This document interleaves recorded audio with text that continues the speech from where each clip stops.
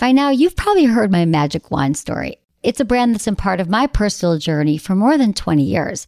But no matter how many times I sing Magic Wand's praises, I'll never be able to fully capture the story of this incredible brand. Well, now journalist and author Kate Sloan just completed a limited audio series documenting the history and impact that Magic Wand has created over the last 56 years. It's called Making Magic. And the series chronicles Magic Wand's incredible brand story through interviews with nearly 40 experts, performers, business owners, educators, and fans. So I got a sneak preview of this series, and what I loved is that Kate weaves together snippets from all their interviews into this amazing story arc. She covers Magic Wand's journey from appliance store massager to its legendary influence on culture and sexual independence, and it's all just fascinating. The first episodes of Making Magic are available now at makingmagicseries.com or on all popular podcast platforms. Just search for Making Magic or visit makingmagicseries.com today. Thanks for listening to Sex with Emily. On today's show, I'm talking about everything from sex positions to performance in the bedroom to the way our brains work. Topics include performance issues. It's not just an old man thing. Why you should love yourself and your vulva. How to last longer when using condoms. And are we designed to be monogamous? All this and more. Thanks for listening. Look into his eyes. They're the eyes of a man obsessed by sex. Eyes that mock our sacred institutions. Bedroom eyes, they call them in a bygone day. Hey, Emily, you got a boyfriend? Because my man E here, he just got his heart broken. He thinks you're kind of cute. A girl's gotta have her standards. Oh my. Do women know about shrinkage? Isn't it common knowledge? What do you mean, like laundry? It shrinks? Can we not talk about sex so much? Are you kidding me? Oh my God, it feels so good. Being bad feels pretty good. But you know, Emily's not the kind of girl you just play with.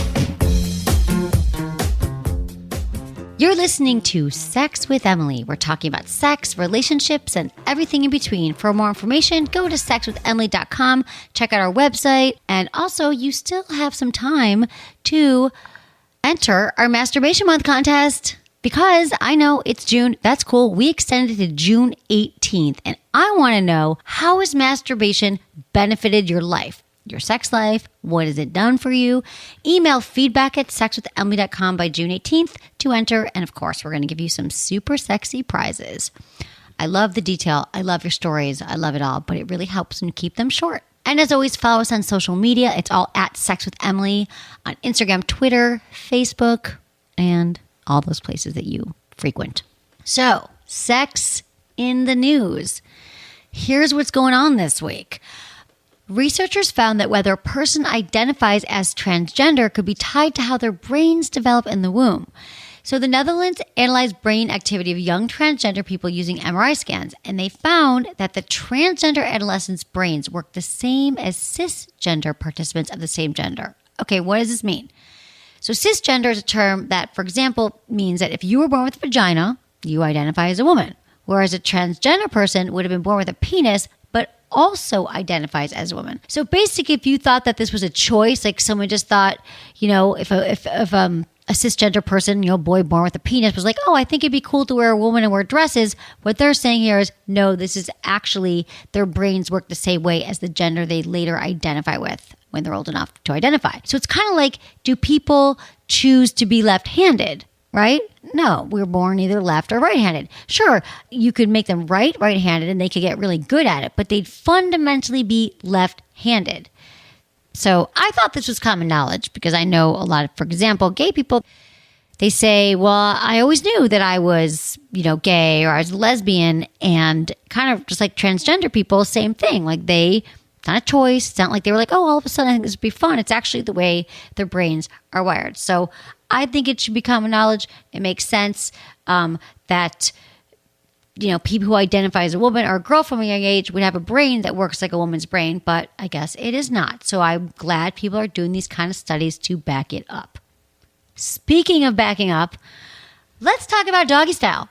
Because why not? Because I know a lot of you love doggy style position, and I was recently quoted an article that I think you guys will like because, listen, we've got limited sex positions, right? I mean, there's base positions, right? Like doggy style and missionary, and there's a few others, and then there's variations on them. So I think people are like, positions get boring. So here's a few tips to make doggy style more intimate. And I know it's also the go-to position for a lot of couples. I think with these tips I'm going to give you actually go for any couples. And go for 2 guys, 2 women, and heterosexual couples. So let me just say that ahead of time. And I think that, again, doggy style is the go-to position for a lot of couples. I think that a lot of men love that it offers like a really good view and they're in control of the depth and the speed of the penetration. But how do you make it more intimate? How do you make it so everyone's really connected during this position? So some tips I have. The sandwich doggy style position. So if you're the receiver, you're lying flat on the bed on your stomach with your legs closed, and then your partner gets on top of you and your partner's legs are outside of yours as your partner enters from behind. So this position is less about like thrusting in and out, and it's more about really connecting with your partner. And also for women, having your legs closer together, if you're on the bottom lying on your stomach, it offers tighter friction, which can make it more enjoyable for women. I know that this is something that I had to learn later in life, but I'm so glad I did, that you can easily like pump your Kegel muscles and your pelvic floor muscles and tighten it, and it can feel really, really good. So offers tighter friction when your legs together, and also your partner's hands are free to drape over your hands or hold your hands, and also your partner's face will be close to the back of your neck, and you know they can whisper sweet nothings in your ear. The neck is a killer erogenous zone. So that's a fun variation of it. There's also the rear view. So if you're thinking, oh God, doggy style, it's just, you know, we're not looking at each other and it just feels so alone, you can actually make eye contact. So here's a little upgrade. When you're in the typical doggy style position, turn your neck so you can connect visually and look into your partner's eyes as the thrusting is happening. I think that we're afraid for eye contact a lot during sex because it just makes us vulnerable. I think eye contact in a lot of ways makes us vulnerable. You know, those people you meet, even not that you want to have sex with, but you meet out in the world and you're like, why aren't they looking at me? I think we're all afraid of it, but many of us can be. But there's a great intensity and closeness that comes when you actually can look into your partner's eyes during sex. So this might be the connection that you need during doggy style to take it to the next level. Also, you guys, another doggy style tweak is to make sure that everyone's having a good time and getting off. Because a lot of times for women, it doesn't, if you're the receiver, you're not going to have as much clitoral stimulation as you'd like. So this is why it's great when, you know, your partner has their hand free, you've got 2 hands free, and you want to make sure that your breasts and clitoris are easily accessible for either you to touch or hopefully your partner will touch, stroke them. He can use a vibrator. He can hold in the palm of his hands. He can hit all those erogenous zones, your clitoris, the vulva, your pubic mound, all those things. So when he's thrusting it out, it can bring you both to a really great orgasm. So you don't have to forego your pleasure in doggy style. So I hope this makes a lot more sense for you and makes it a lot better than before, because it's not necessarily common sense. In fact, a lot of things aren't. That's kind of like my theme for today. Another not so common, although it should be, study. Performance issues in the bedroom are not just an old man's problem. I loved this. I love the study. I ate it all up because I think your mind's going to be a little bit blown with this and will really help you. So a study revealed that nearly 40% of men, 40%, between the ages of 16 and 34 have experienced sexual performance problems in the last year. I find this so interesting because I think when we think about sexual dysfunction in men, we often link that to the men who are getting prescriptions for Viagra. And, you know, men are over 50 and they have problems with sexual function. But no, this is not the case at all. This is saying that it's actually much more widespread. And the problem is that it's underreported and understood. That's like a way to say extremely understood. It's not understood that the sexual issues these men are experiencing include lack of interest in sex. So it's not just obvious things like dysfunction where maybe, you know, you're getting hard or you're not staying hard as long as you want or coming too quickly. It actually means that these men have lack of interest in sex, lack of enjoying sex. They feel no arousal. They experience pain. And we know difficult getting or maintaining erection or climaxing too early. So I think this is time for a really, really honest conversation about these issues. And it's way, way, way long overdue. Because when it comes to young people's sexuality, I think that we're usually focused on, you guys know this, sex education. We talk a lot about, you know, preventing STIs and unplanned pregnancies. And we never talk about like pleasure, and we never talk about what sexual health actually means for men and for women. Or we talk a lot about women's sexual challenges. Women aren't getting aroused and not having orgasms. I mean, you guys know I talk about everything here. But I think this is great because it also points to, and kind of some awareness, it points to the fact that it can also be really embarrassing for men, because they're not confiding in their partners, they're not visiting their doctors. In fact, women go to doctors, they go to their general practitioners, they go to their gynecologist once or twice a year, way more often than men.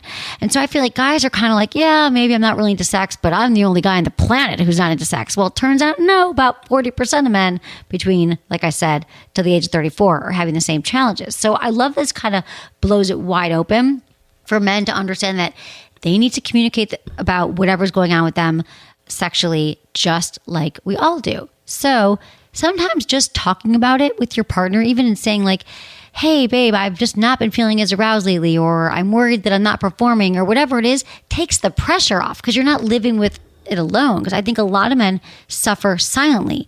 And you know what happens when you suffer silently through any of these sexual challenges. It can really take a toll on your physical and mental health. And then that just kind of perpetuates the problem when you no longer talk about it.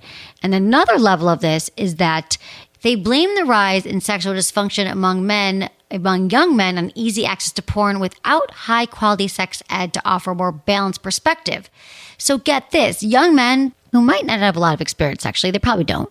The first kind of sex they ever see is in porn, right? And they have no other sex education. And then they start to have sex and then they have some kind of challenge around it, right? A sexual issue. But since we have no sex education and they're performing themselves to porn stars, this can cause early on anxiety, self-esteem issues, and make intercourse with their actual partners in real life very, very difficult. So some people say that this excessive viewing of pornography is actually a side effect of a sexual issue that's already been present in the men. So perhaps a guy's had some sexual dysfunction issues in the past, so he just turned to porn and never went back. So no matter what side you're on, if you like lean towards porn because it kind of helped you through something and then you can't have sex with your partner, or you learned about sex through porn and you just kind of stayed there, there's a lot of challenges that we're having with porn all around. And I think that the bottom line is no matter what, either it's because men aren't communicating about their problems around sex because they feel like it makes them less manly or it's too devastating, or they're just stuck, watching porn for whatever reason. This gets men trapped in this cycle of sexual dysfunction. And it also propagates the myth that sex issues are something that only guys need to worry about. Older guys, right. Okay. So the problem with this, it keeps men trapped in this cycle of sexual dysfunction, and it also propagates the myth that, sex issues are only thing that old dudes have to deal with. It's not for young guys, and so young guys are running around suffering. Get it? So if you're struggling in the bedroom, you're not alone, and I really hope that this is kind of like light bulbs going on with some guys listening or some women, your friends, your partners, and you can think like, oh God, I wonder how this is having an impact on him. I wonder if I understand that lately he hasn't been getting hard in the bedroom, he hasn't been really into sex lately. Instead of blaming them, I think what women do also, a lot of times we blame ourselves. We're like, well, he must not be into me. He must not be attracted to me. He must be cheating on me. Like a lot of times, no, he's just a human being with sexual challenges like we all have at different times in our life. So I want to hear from you. What do you guys think? Have you experienced any of these issues at all?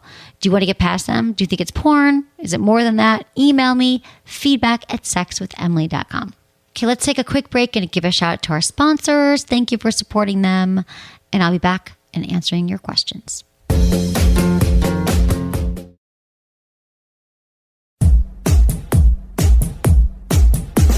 Okay, now we're on to your emails. I love answering your questions. It's why I exist on the planet, is to help you have better sex. So you can text Ask Emily, all one word, to 797979. Fill out the short form or go to my website, sexwithemily.com. Click the Ask Emily tab, submit your question. As always, include your name, your age, where you live, and how you listen to the show. Okay, this is from Chris, 29, San Diego. Hey, Emily, I've been listening to your podcast for over a year, and it's taught me a lot and got me to explore subjects I never really explored before. I was recently in a relationship with a girl who was polyamorous/open prior to me, and I did a lot of reading on the subject, in particular with the book Sex at Dawn by Christopher Ryan. I'm certain you've read the book, so I have a question for you. Knowing what I know about human biology and evolution, Do you think humans are naturally prone to have more than one sexual partner at a time and that monogamy is a modern invention? And, or that polyamory was a more dominant pattern in our earlier ancestors and that modern humans are capable of both? Thanks. This is a great question. And here's what I got to say to that. You guys, Sex at Dawn is a wonderful book by Christopher Ryan that came out in about 2011, I think. And it really was a groundbreaking book about evolutionary psychology and sex and our ancestors and biology and evolution and all this stuff.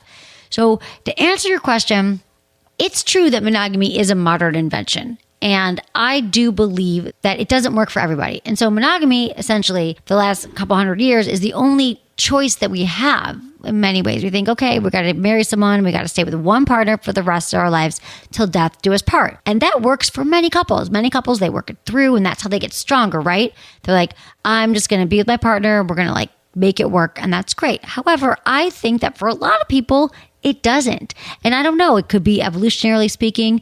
It could just be because, we're not wired that way.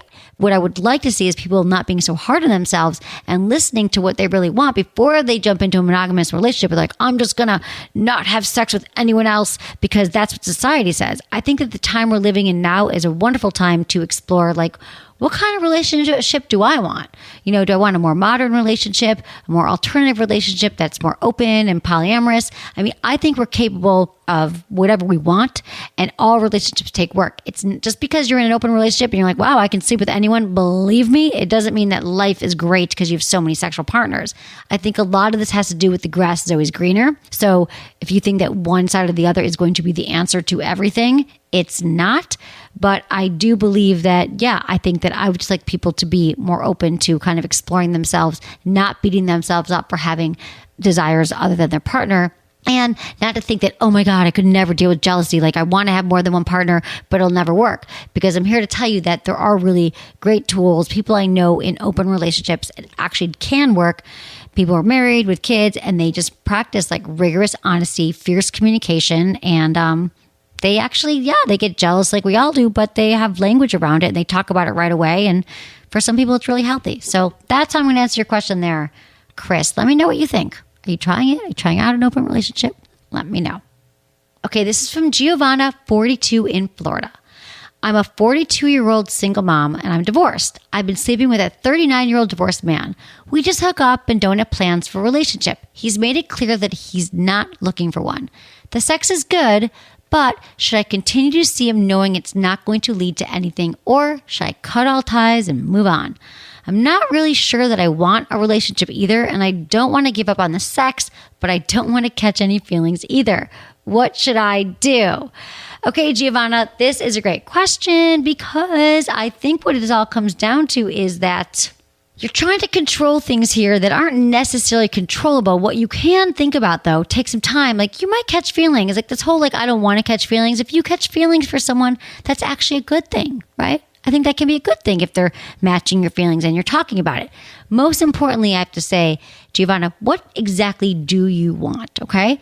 So here's the thing about dating after divorce. It's a thing. You've been married for a while, coming back. If you've been out of the dating world for 5 years, 10 years, and you're just entering now, you're like, whoa, dating apps? No one talks on the phone anymore. That's one hurdle. And then also just wow, what's it like to date a few people, maybe even like a few people and have sex with more than one person if you're into that thing? But I don't think that you know that yet, Giovanna. So you said he's made it clear he's not looking for the one. You start out saying it's not going to lead to anything and should I cut ties? But then you go on to say you're not sure that you want a relationship either. So I'm going to say, what do you want and what do you think you're capable of? You might not know this yet, but I want you to reframe the way you're thinking about what you're looking for, because it might surprise you. But if you're having good sex with this guy and just because he's telling you, I don't want a relationship, and why don't you just kind of go into the relationship being really honest, communicating, being honest with them what you're thinking right now. You could say, you know what, I'm thinking of ending this relationship because of you said you want a relationship and I'm not sure you don't want a relationship and I'm not sure what I want right now. That might get you even closer together, but I would be honest with him, but most importantly with yourself, and challenge yourself, because you might be able to still date this guy and other people, even if your brain's going, I could never handle that, because it sounds like you're still trying to figure out what you want. The other option for you is to also say, you know what, I'm just not going to jump right back into dating. If you just got divorced, you might not even be ready yet either. So I'm just throwing that out there for you and for anyone else who's listening who's like, I got to get back out there and do it. You only have to date when you're ready to date. So go easy on yourself. Really think about what feels good to you, not what the guys want, not what he's telling you, but what you want. And that takes some work, but that's how you're going to be able to find a satisfying relationship that you really want and that feels good to you. This is from Andrew, 35, Australia. I find I orgasm a lot quicker when wearing a condom than when I don't. I can control myself when I don't wear one, but when I do, I can't control myself. Any ideas how to last longer?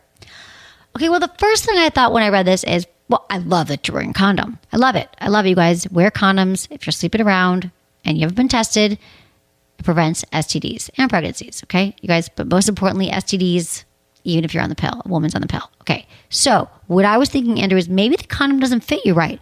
I think that guys kind of get set on a brand of condoms and they're like, oh yeah, well, it just feels weird, but it might be too tight. You might need a bigger size condom, a larger size condom. I always recommend skin condoms. They're great. They make a king size, KYNG, and it's skin, SKYM. You could also try masturbating with the condom on to test it and practice, edging with the condom on where you like realize the point where you're about to ejaculate and then you stop to kind of like get to the point of no return and then you go back down again. You could also try doing your Kegel exercises, which is great for men and for women. Doing your Kegels, yes, men and women can do them. In the same way, it can also help you with ejaculatory control. But since it's only with a condom, again, I would try different sizes, try masturbating with a condom, and also try doing your Kegels and let me know how that goes. This is from Cece. Hello, I had a question in regards to one of your posts. How can one break the stigma of STDs, especially when shame is used to discourage unsafe behavior? Thanks. Okay, so I think what you're referring to here is that when we talk about the stigma around STDs, I think what you're talking about is fear. That a lot of times we say we use this fear-based tactics like you better not get an STD or, oh my God, you could get an STD. And I don't say this, but maybe you're reading into that like life could be over and it's a death sentence and all these things. But I think that it's not really so much shame. It's like this, we use these tactics, maybe your people do, so you don't get an STD. But what happens if you get one? So you're saying now you're using all this fear and then you get one. How is someone's life supposed to go on?